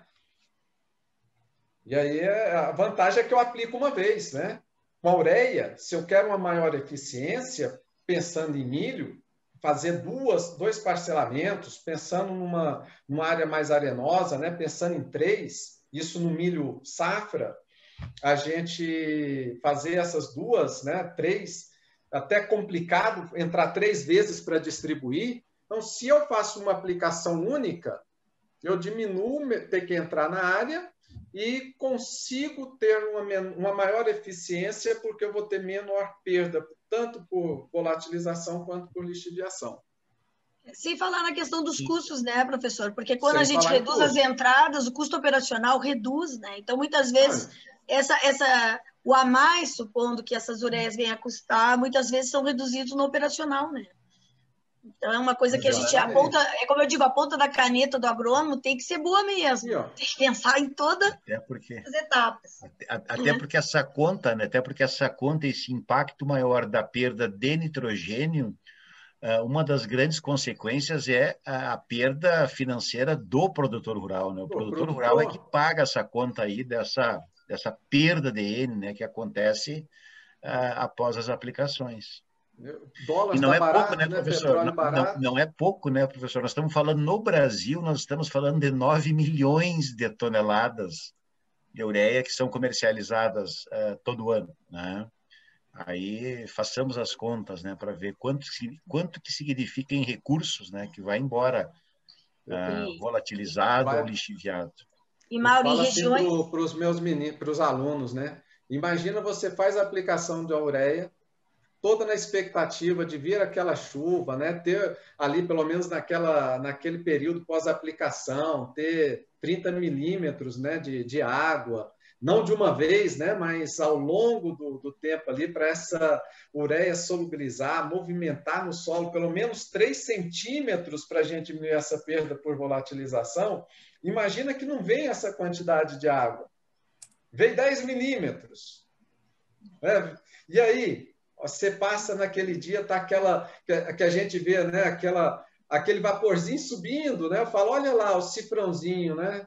Só o tanto de ureia que está indo para a atmosfera, olha o dinheiro indo embora, né? Então, se a gente minimiza esse impacto, é aumento e mais nitrogênio, maior produtividade. E outra coisa que é se pensar também, né? Nas regiões, aqui a gente está pensando muito, Remídio, aqui na nossa região centro-oeste, né? Mas quando a gente pensa em regiões do sul, por exemplo, Rio Grande do Sul, onde a gente tem integração da lavoura da soja com o gado, tem as questões também de abortamento, porque quando tu começa a ter muita lixiviação e vai para rio, isso escoa demais, isso acaba dando muito abortamento nas vacas, né? Pode ter questões de mutação, então tem as questões ambientais e as questões da pecuária, quando a gente usa agricultura e pecuária misturada, como é a realidade do sul do Brasil, por exemplo. A gente tem essa grande perda de nitrato, né, por lixiviação, como você disse, é um impacto ambiental. Pode ter morte de crianças, né, a tal do azul bebê, contaminação de lençóis freáticos com nitrato. E abortamento também de mulheres. Muitas vezes a contaminação do lençol freático nas fazendas, as águas normalmente são de poços, né? Muitas vezes não muito profundos. Então, inclusive, assim, a gente tem visto no crescer dos tempos, há uma quantidade enorme de abortos, assim, humanos, eu estou falando, né? E não se sabe a explicação, pessoas saudáveis não conseguem ter filho e tal, e muitas vezes a questão está na água, não é nas lavouras, né? Então, assim, é muito importante o agrônomo ter a consciência, na minha opinião, e o produtor, do quanto nós afetamos não só as nossas lavouras, não só as nossas produtividades, ou quanto a gente consegue pôr de alimento para o nosso país e para a nossa balança comercial. Mas nós temos que ter consciência de como a gente está mantendo esse meio ambiente para essas pessoas, né? Claro. Eu falo que isso não é uma preocupação que é só de quem usa produtos químicos, né? Os minerais, mas quem trabalha com agricultura orgânica também. Né? A gente pode ter contaminação por nitrato, pode ter uma matéria orgânica má decomposta, né? Pode ter problema de tifo, como já teve caso nos Estados Unidos. Pode ter excesso de potássio indo para o lençol freático e aumentar, né, afetar o sistema respiratório, circulatório do ser humano. Então, até mesmo nós temos que ter essa consciência como técnicos, né, que a nossa recomendação ela tem que ser feita de forma correta, porque a gente fala muito de sustentabilidade e nós temos que buscar essa sustentabilidade como? Fazendo a recomendação correta e posicionamento correto, né? Porque é responsabilidade nossa, né? E ter alta produtividade e com menor impacto no ambiente, né? E com lucro, né? O produtor quer isso aqui, quer lucro. Remídio, e esse lucro equilibrando tudo. Você falou você comentou alguma coisa bem, talvez tenha passado despercebido por muita gente, mas existem os Países Baixos lá, Bélgica, aqueles países, eles têm um problema, Holanda, eles têm um problema sério com, não é contaminação do lençol freático, eles têm um problema sério que eles têm o solo abaixo do nível do mar por conta daqueles diques lá que estão sendo utilizados.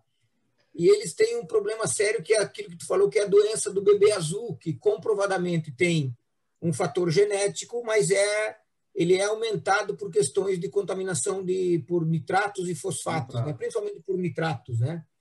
E a comunidade europeia, inclusive a comunidade europeia, ela tem uma limitação muito grande na utilização de dejetos de animais, né, nas suas áreas. É aquela história, se você quiser criar um porco a mais na tua propriedade hoje na Bélgica, você tem que pedir licença para o governo para saber aonde que você vai dispor o dejeto, né? E E a gente teve um trabalho muito interessante alguns anos atrás, muitos anos atrás, 10 anos atrás, quando a gente teve um colega meu de uma empresa chamado Marc André, um belga, que desenvolveu um trabalho com a Universidade de Ghent, na Bélgica, que mostrava que quando eu utilizava algumas substâncias orgânicas associadas a fertilizantes, nitratos e fosfatos, eu tinha um aumento na eficiência desses fertilizantes, o que me permitia eu diminuir as quantidades de fertilizante aplicado e obter os mesmos resultados agronômicos, né? E ele foi muito claro com nós, que ele falava assim, vocês aqui têm uma situação que não é a mesma, mas pode ser utilizada a tecnologia, porque nós temos uma perda muito grande aqui dos fosfatos quando eles são absorvidos ao solo, seja por alumínio, ferro, pelas argilas, né? E por aí vai. E a questão dos nitratos, do nitrogênio, que se perdia muito pela atividade da urease, né? Um solo mais quente, uma matéria orgânica e muito por lixiviação. E aí ele veio nesse período, ele falou assim, Colato, vocês têm que fazer uso desse tipo de produto para que vocês tenham mais respostas. Não se pensou em questões ambientais até então, né? Mas se pensou sim em melhorar a eficiência desses fertilizantes aplicados. Então, a gente buscou, em 10 anos que a gente foi trabalhando, nós lançamos 2 produtos. Você, com certeza que você não os conhece ainda, mas vai ter oportunidade. Então, a gente tem 2 produtos, que um é um nitrogenado nosso, que tem essas substâncias orgânicas que procuram justamente aumentar essa eficiência do nitrogênio aplicado, né? Diminuindo essas perdas. E outro é um fosfatado que a gente tem, que faz com que o fósforo também seja melhor aproveitado, diminuindo a contaminação do lençol freático. Então, a gente já tem essa tecnologia. O que nós estamos fazendo agora, né, e eu falo isso como interlocutor das Arcos, é que nós estamos começando a colocar essa tecnologia no campo. Então, muitos dos que estão nos ouvindo hoje vão começar a ter conhecimento disso daqui para frente, porque são produtos novos. Eu falo para você que o Nera, nós estamos no 4º mês de lançamento, né? Nós fizemos e é um produto completamente novo, inédito, não tem nada no Brasil. E justamente busca solucionar ou pelo menos amenizar essas perdas, né? E quando o Mauro falou assim, a perda impacta diretamente no bolso do produtor. E quando a gente tem uma diminuição na perda e um aumento na eficiência, eu tenho 2 ganhos, né? Eu tenho um ganho que é na diminuição da perda e eu tenho que é um ganho em aumento de produtividade. Esse seria o melhor dos mundos, né? A gente está tentando chegar a um produto de boa eficiência. E a gente tem conseguido isso com esses 2 produtos que a gente lançou esse ano no mercado. Aí é o que realmente a gente deseja, né? E sustentabilidade, né? É o papel que eu vejo assim das empresas de fertilizante é esse, né? É chegar no adubo, vamos dizer assim, o adubo ideal, né? Que é produtividade, que é menor impacto ambiental, que é lucratividade para o produtor, né? Então, produtos que venham agregar valor, porque o arroz com feijão está aí, né? Mas a gente tem que passar agora para produtos que nos possam agregar algo mais, né? E a importância não só do produto, mas da gente saber utilizá-lo, né? Porque é um produto muito bom, às vezes a gente não sabendo usar, né? E eu sei que, pelo que pouco que a gente tem conversado aqui, eu vejo que a empresa ela busca isso. Ela tem essa consciência de não ser uma empresa que está preocupada simplesmente, é lógico, quer o faturamento? Sim, mas quer fidelizar o seu cliente, né? Fidelizar como? Entregando produtos de qualidade que proporcionem essa produtividade para ele, né? E parabéns, né, por esse pensamento, né? E que seja passado, né, para o pessoal da ponta, né? Da ponta lá que vai levar esse produto para o cliente final, né?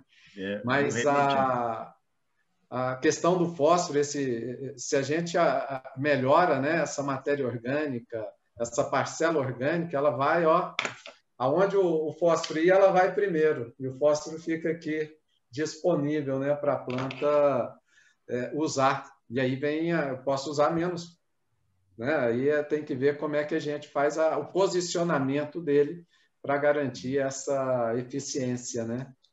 Então, uma marca registrada das Arcos, né, que me chamou muita atenção na empresa, que me fez muito feliz, Remídio, porque eu sempre falava para os nossos alunos que a agronomia, a gente fala que é ciências agrárias, né, mas, na minha opinião, é ciência de saúde, porque a gente é exatamente aquilo que a gente come, né? A gente é gordinho porque come leite condensado, porque come enlatado, McDonald's, né? A gente é magro, saudável, porque come muitas frutas, legumes. Então, eu sempre brincava, né, que é uma questão de saúde. E as Arcos, ela pensa nisso, né, nessa criação. Então, assim, isso me atraiu para essa empresa e eu acho que a agronomia ruma para isso.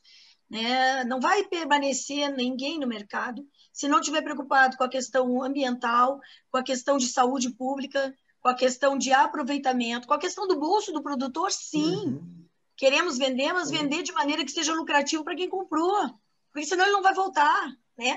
Então, assim, eu acho que essa questão é muito importante. Os consultores têm um papel extremamente relevante. Eu queria, desculpa, assim, mas é que o nosso tempo já está adiantado, mas eu queria, então, agradecer a todos os consultores que estão aqui nos escutando, vieram nos prestigiar. A gente está tentando descobrir uma plataforma que caiba todos vocês na tela juntos, para que a gente, da próxima vez, possa fazer um bate-papo mais amplo, né? Então, é isso. Ô, Luciane, só aproveitando aqui, eu estou vendo uma pergunta do Valdinei. Isso! Questão da ureia para nitrato, se usar ela via festa de irrigação, ela pula alguma fase. Não. Só, Valdinei, a ureia, ela vai, em função da urease, ela vira amônio. Né? E depois de virar amônio, dependendo, né, lógico, aí da temperatura e da umidade, de 2 a 3 semanas ela vira nitrato. Tá? Então, não só ureia, qualquer adubo amoniacal, qualquer amônio no solo, seja de origem orgânica, seja que venha da ureia, seja que venha do sulfato de amônio, que está no MAP, né? É amônio, tem umidade, tem temperatura, né, tem ação de micro-organismos, ela vai nitrificar, tá? Isso vai variar aí de 2 a 3 semanas, viu, Valdinei? E em relação à ureia, essa urease é que faz a conversão dela para amônio, para que a planta possa absorver, tá? No solo ou, né, ali na via foliar. Olha. A gente está indo já para 2 horas quase de live. Eu vou fazer só mais uma pergunta que tem a ver com o nitrogênio também, aqui da Cristiane. Eu vou tomar liberdade, pessoal, a gente tem anotado os contatos de vocês ali, pelo menos o contato virtual ali no Facebook. Eu vou tomar liberdade de enviar essas perguntas aqui sobre fósforo. Acho que vai entrar muito ali em um outro assunto. Um assunto mais amplo, a gente vai mandar para vocês, vou pedir para os professores, para os 2 professores aqui, a Janine e o Remídio, responderem e a gente envia depois para vocês, ou de repente até faz um post, publica também, tá bom? Só por causa da hora, para não passar muito. Mas a Cristiane perguntou, professor, sobre qual o problema da ureia de liberação lenta em relação ao pH do solo. Acho que você tinha comentado alguma coisa ali. Em relação ao pH? Ao pH do solo, em relação ao pH. Ela pergunta se tem algum problema o uso da ureia de liberação lenta com algum tipo de influência no pH do solo, negativo ou positivo. Olha, assim, que acontece? O pH, eu vejo mais o problema de pH em relação a nitrogênio quando a gente trabalha com pHs mais elevados. Né? Que aí a gente tem uma volatilização da amônia. Por quê? Esse amônio vai reagir com as hidroxilas, né, e vai virar amônia. Então, aplicar uma fonte amoniacal em solos com pHs elevado ou recém-calcareados significa dizer mandar esse nitrogênio de volta para a atmosfera. Em pHs ácidos, só se for em relação à urease, atividade microbiana, não vejo problema em baixo pH. Mas aí diminui a eficiência, porque diminui a eficiência de todos os nutrientes quando a gente tem um pH mais ácido, né? Deixa eu fazer uma consideração sobre isso, talvez eu possa colaborar aí, Remídio. A questão é que, dependendo nós temos nitrogenados de liberação gradual e nós temos nitrogenados com inibidores de urease, né? São duas categorias diferentes, né? Os que têm inibidores de urease, a partir do momento em que eu tenho que o inibidor, pode ser o NBPT ou qualquer outro, o MDP, eles são, a partir do momento em que esse aditivo ele perde a funcionalidade, que isso acontece num período, né, principalmente em temperaturas mais altas, a ureia passa a ter um comportamento como ureia. Não existe mais a diminuição, a proteção. Os nitrogenados de liberação controlada, que são envoltos por polímeros ou que são envoltos com resinas de enxofre, como é o caso do Polyblend, da Compass, como é o caso dos produtos o Zentec, né, da antiga BAS, da BASF, eles têm outro tipo de liberação de nitrogênio. Isso é um polímero que vai liberando por troca, né, por questão de osmose, vai liberando à medida que vai entrando água para dentro do grânulo e por questão de regulagem de meio vai saindo nutriente. Esse produto, a partir do momento que sai do polímero, volta a ser um nitrogenado. E aí a gente vai ter perdas normais, tanto de solos básicos quanto em solos ácidos. Então, a eficiência do meu inibidor ou do meu polímero, ele independe do pH. O NBPT, que é o inibidor de urease, ele funciona muito bem em solos frios e solos secos. Quando eu tenho um solo úmido e quente, o funcionamento dele é muito curto. E o NBPT tem outro agravante, que é o seguinte, ele tem uma meia-vida de aproximadamente 6 meses a partir do momento de fabricação. E o pH interfere diretamente na sua meia-vida. Então, quanto mais alcalino for o meio, né, quanto mais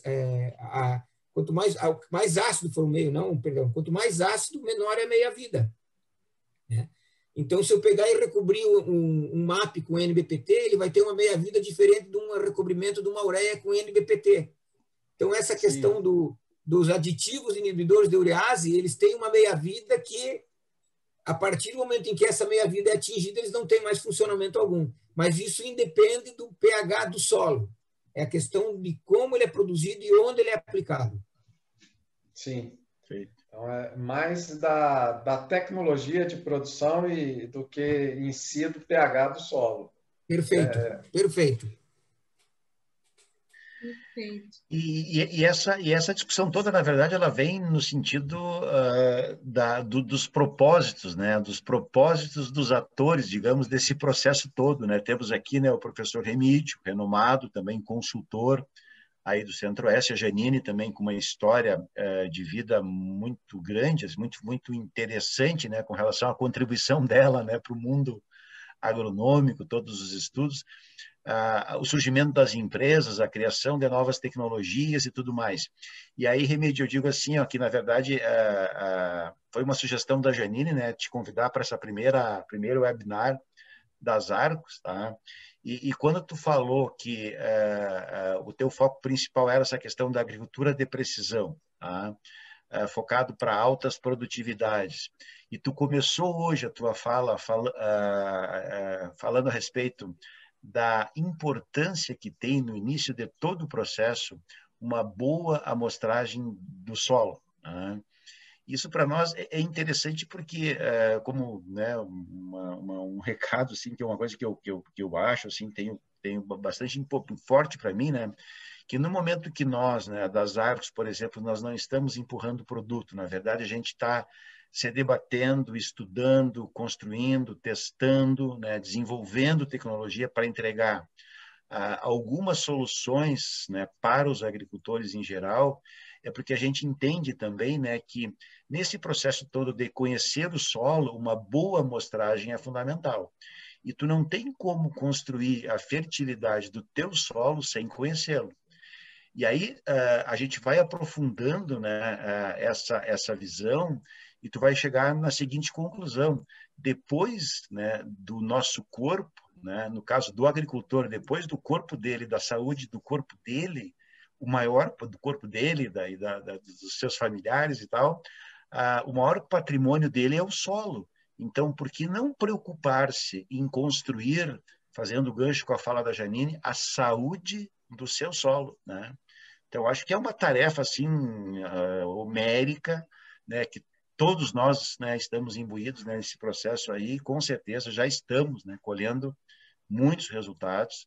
A gente tem assim retornos abundantes de produtores que experimentaram, que começaram a usar não só as nossas tecnologias, mas outras tecnologias que também são importantes, que estão experimentando, né, nesse foco de construir a fertilidade do seu solo, de construir o seu grande patrimônio, que é muito mais do que carro, muito mais do que casa, muito mais do que maquinária agrícola, que é o solo que está ali, que é a base de sustento, digamos, de todo o processo, né? E que alimenta aí o mundo inteiro, né? Então, eu acho que essa é uma leitura que eu faço, uma síntese que eu faço assim dessa tua abordagem, né, da necessidade de se fazer esse tipo de intervenção, digamos assim, né, no manejo do solo agrícola. Mas eu falei não com o sentido de... Só para contribuir aí com o teu início lá, né? Não, mas realmente, Mauro, a gente tem que pensar o seguinte, o solo, ele é um sistema que tem uma vida que é capaz de gerar alimentos, né, para o mundo, né? E a vida está nessa parte de micro-organismos, né? E que está interagindo com a parte mineral, que são as nossas argilas, que são a areia, né? Que é o silt que está compondo, e que ela se organiza de uma forma, que é a parte física. Então, a gente tem que ter o conhecimento dessas 3 áreas do solo, que a boa organização dele, a boa interação nessas 3 fases, é que faz com que o nosso sistema agrícola seja sustentável. Nós hoje falamos de uma coisa aqui, que é a parte química. Comentamos, assim, brevemente, de outra, que é a parte biológica, né? Mas a gente tem que levar em consideração que essa preocupação que a gente tem que ter com as gerações futuras é de deixar um solo cada vez mais produtivo. Por enquanto, o pessoal ainda fala assim, o Brasil tem muita área para explorar. Engano. Tem muita área que é reserva, tem muita estrada, tem muita cidade, tem rios, tem lagos, que a gente não pode usar, que é protegido ou que não tem nem mais como a gente usar. E a gente vai conseguir aumentar a produção de alimentos para o mundo ganhando na produtividade. E essa produtividade passa, né, por esse equilíbrio que a gente tem que buscar no solo, passa pela qualidade dos produtos que o produtor vai usar, né? São inúmeros fatores que vão influenciar a produtividade, né? São mais de 50. A gente está pensando aqui, falando de um, né? Então, imagina, né? A nossa responsabilidade. Contigo aí, que uma das coisas que eu acho que as artes nem sabem, eu fui professora de manejo de gestão ambiental por muitos anos, então, só para fechar com a fala do Remídio, né? Não é o solo, né? É o planeta Terra, é um sistema fechado, tá? É solo, planta, atmosfera, que tem que ser pensado. E nós, agrônomos, somos responsáveis não só pelo solo, nós somos responsáveis por tudo isso, tudo que foi abordado aqui pelo professor Remídio, falando da evaporação, do nitrogênio voltando, né? Tudo isso, a gente tem que pensar sobre isso. E eu acho que cada vez mais o planeta exige, o consumidor final, que é aquele que consome os alimentos, quer saber como foi produzido esse alimento, qual a consciência que essa empresa que fornece esse fertilizante ou esse agrotóxico, ou esse insumo, né, como é que ela trabalha, como que ela vê isso. Então, eu acho que é muito importante essa consciência, a gente entender que o planeta que nós temos para ver é o planeta Terra, e que a gente deve investir nele, a começar, obviamente, pelo nosso solo, que é o nosso tema. Mas nunca esquecendo que esse investimento no solo perpassa pelo respeito à atmosfera, ao ar, aos rios, à água, que é tão fundamental também para a nossa produção e para a nossa agricultura. Perfeito, gente. Perfeito. Muito bem, pessoal. Tem umas perguntas aqui que a gente vai responder lá no blog do nosso site, tá? Eu vou mandar aqui para eles vão responder, a gente vai compilar essas respostas e vai colocar lá no blog, depois a gente compartilha nas redes sociais.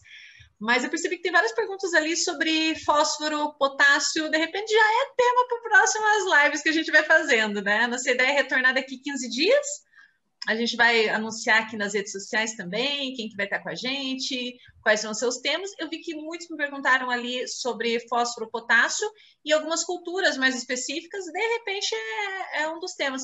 Mas eu convido vocês também a enviarem mensagem para a gente também, dizendo o que acharam, sugerindo temas também, o que é mais interessante. Porque às vezes a gente tem uma ideia e para vocês o interesse é outro. Então, a gente deixa nossos contatos também, contato@zarcos.com.br, ou entrando lá no site zarcos.com.br, vocês conseguem ir até o WhatsApp das Zarcos, manda mensagem direta, eu vou ler, vou responder vocês também.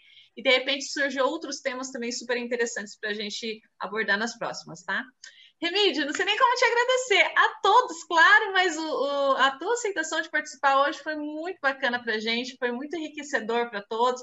Vocês têm muitos fãs ali, gente, ou vocês convidaram muitos alunos de vocês dois ali, porque muitas pessoas ali falaram super bem, e dá para a gente ver realmente que vocês dois, assim, tem um encanto muito gostoso de ouvi-los falar também, tá? Te agradeço muito, Remídio, por ter participado hoje aqui com a gente, tá? Eu que agradeço, né, a Zarcos, a Janine, pela confiança, pelo convite, e estou à disposição para aquilo que vocês precisarem, né, fazermos aí, continuarmos nessa luta aí de uma agricultura cada vez melhor, né? Sim, seja. Perfeito. Muito obrigado aí, professor. Tá? Foi muito interessante as intervenções. Obrigado a todos. Obrigada, Janine, também por aceitar. Obrigado, Janine, Colato. Essa jornada, e convidar o professor Remídio também. E muito obrigada também ao pessoal aqui que participou ativamente, mandando essas perguntas, né, Lu? E falando que a gente, é isso aí, as Zarcos é isso aí, as Zarcos é uma família, antes de tudo, né? E que a gente quer que os produtores que estão aqui nos ouvindo, os consultores, venham a nos acrescentar, né, nos trazendo novas ideias, de novos produtos que eles acham que a gente pode atender, né, e que nos dando essas ideias, e que a gente, Zarcos, quer estar do lado do produtor como um parceiro, né? Nós não queremos ter clientes, nós queremos ter parceiros e queremos poder ajudar vocês em todas e qualquer outra coisa, não só no fornecimento de fertilizantes, mas, né, tirando dúvidas, né, nós temos técnicos em todas essas áreas, então essa conexão Zarcos vem para trazer vocês para as artes, para tirar essas dúvidas, né, que às vezes são coisas tão bobinhas e tal, e a gente está aqui à disposição para estar respondendo no nosso site, tá, gente? Fica à vontade, muito obrigada pela audiência e pelo carinho de todos. Remídio, sem explicação, sempre, né? Sempre. O professor Remídio é um profissional excepcional, que é uma referência e que fez da universidade onde a gente trabalhou uma referência no Centro-Oeste. Sem dúvida nenhuma, a gente... né? Essa faculdade deve muito isso ao professor Remídio, tá? Muito obrigado pelo teu tempo, que eu sei que é precioso e raro, né? Obrigado a Sóios por deixar, né, a tua imagem para o nosso uso, para a gente poder desfrutar da tua companhia e do teu conhecimento também. Obrigada, professor Adley, né, que é o sócio também do professor Remídio nessa empresa, e permitiu, né, e corroborou com a gente nesse momento também, nos bastidores. Perfeito. Muito obrigado. Bom. A gente vai disponibilizar esse vídeo também, pessoal, no YouTube, depois do Facebook também. Se vocês quiserem depois compartilhar, a gente sabe que às vezes na hora tem muita gente que não pode participar, mas vai poder assistir depois também, tá? E mandem mensagem para a gente saber o que é os próximos temas que vocês querem que a gente apresente aqui também, que a gente possa interagir. E obrigada a cada um de vocês por ter participado hoje. Esse foi o primeiro webinar do Conexão Zarcos. Isso para a gente é super importante ter tido a presença de cada um de vocês. A gente vai melhorando, vai criando mais coisas também, e vamos ter vários aí pela frente, tá bom? Um abraço para todo mundo que participou hoje. Obrigada, Mauro e Colato. Um abraço para cada um de vocês. Acompanhe nossas redes sociais e a gente se vê nas próximas, tá bom? Tchau, tchau, pessoal. Valeu, tchau, tchau. Abraço a todos. Abraço a todos, boa noite. Boa noite.